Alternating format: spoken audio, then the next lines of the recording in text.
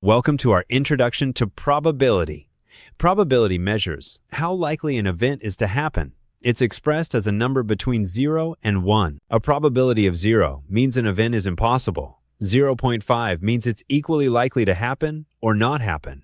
And 1 means it's certain to occur. For example, the sun rising tomorrow has a probability close to 1. Getting heads on a coin flip is 0.5. And rolling a 6 on a die is about 1/6 or 0.16. Now, let's learn how to calculate probability. The basic formula is probability equals the number of favorable outcomes divided by the total number of possible outcomes.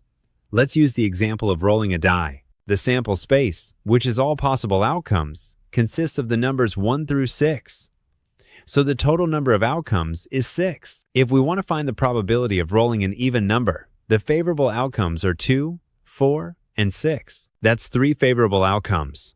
So, the probability is 3 divided by 6, which equals 1/2 or 0.5 or 50%. This means rolling an even number is equally likely as not rolling an even number. Let's explore probability using a standard deck of playing cards. A deck has 52 cards total, divided into 4 suits: hearts, diamonds, clubs, and spades. Each suit has 13 cards. Ace, numbers 2 through 10, and 3 face cards. Jack, Queen, and King. Hearts and diamonds are red, while clubs and spades are black. Now, let's solve some probability problem. What's the probability of drawing a heart? There are 13 hearts in a deck of 52 cards, so the probability is 13 divided by 52, which equals 1/4 or 25%. What about drawing a face card? There are 12 face cards total: Jack, Queen, and King in each of the 4 suits.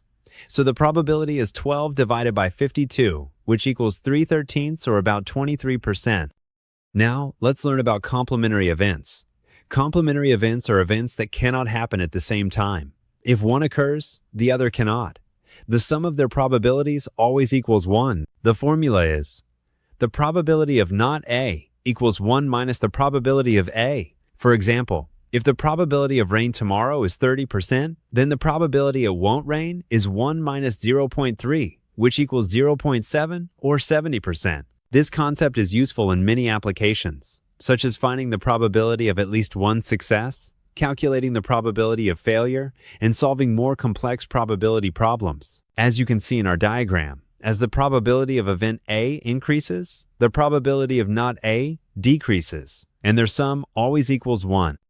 Let's summarize what we've learned about probability. Probability measures the likelihood of an event occurring, with values ranging from 0 for impossible events to 1 for certain events. The basic formula for calculating probability is the number of favorable outcomes divided by the total number of possible outcomes. The sample space represents all possible outcomes of an experiment. For complementary events, the probability of not A equals 1 minus the probability of A. Understanding probability helps us make predictions and inform decisions based on data. These concepts form the foundation of probability theory and are essential for further study in statistics and data analysis.